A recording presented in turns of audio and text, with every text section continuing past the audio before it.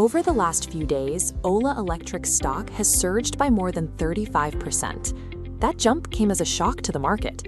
Just weeks ago, the company was defined by severe operational failures and a steady stream of negative press. It leads to a difficult question. How did a brand that alienated the Indian middle class manage to orchestrate such a sudden comeback? To understand the trajectory of this recovery, we have to look past the headlines and examine the data from their initial collapse. This chart shows Ola's market share in the electric two-wheeler space. In 2024, a tech-heavy marketing blitz pushed them to a dominant position, peaking at 35% of the market. But those gains evaporated. By early 2026, their share plummeted to under 6%. The Indian middle-class consumer had initially welcomed the promise of a high-tech scooter, but that enthusiasm vanished once the post-sale support failed to materialize. Service centers became logistically overwhelmed. Broken scooters sat untouched for weeks, creating a massive backlog that triggered a wave of regulatory scrutiny. The market sent a clear message: brand trust and reliable support are higher priorities than initial tech features. Ola's immediate response to this crisis was a data-driven initiative called Hyperservice. This required a complete overhaul of their service infrastructure, including AI-led diagnostics and streamlined parts distribution. The goal was to fix 80% of vehicles on the same day they arrived.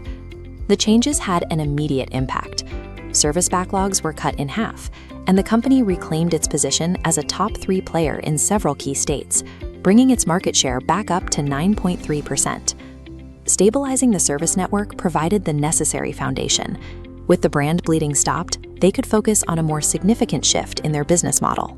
Repairing scooters stabilized the brand, but the market is now pricing in a change to the company's underlying manufacturing economics. Under the Ola Shakti initiative, the company moved to manufacture core internal components in-house rather than relying on an assembly line model using third-party parts.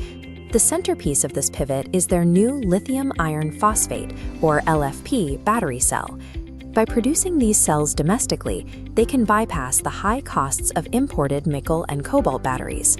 This strategy of vertical integration, owning the factory that makes the battery cells, mirrors the approach used by global giants like BYD to achieve massive scale.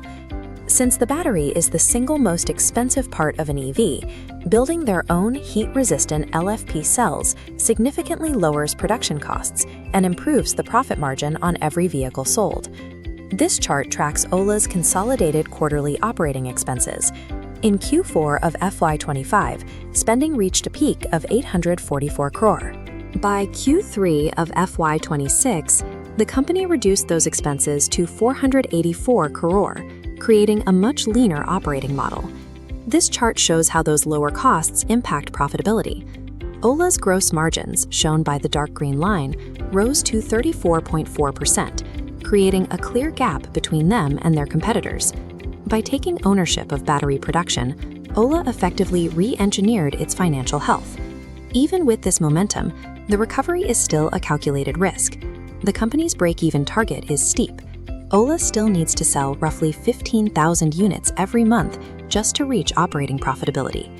There are also technical trade-offs. The new LFP batteries are stable and cost-efficient, but they don't offer the same top speed or maximum range as the more expensive premium cells. Ola's survival now depends on proving it can function as an energy company while maintaining the trust it worked so hard to restore. I want to ask you, has the Indian market moved past accepting products without quality post-sale service, or is this shift only temporary? If you found our research insightful, please like and subscribe to @InsideBusinessWorld so you never miss our next deep dive into the business world.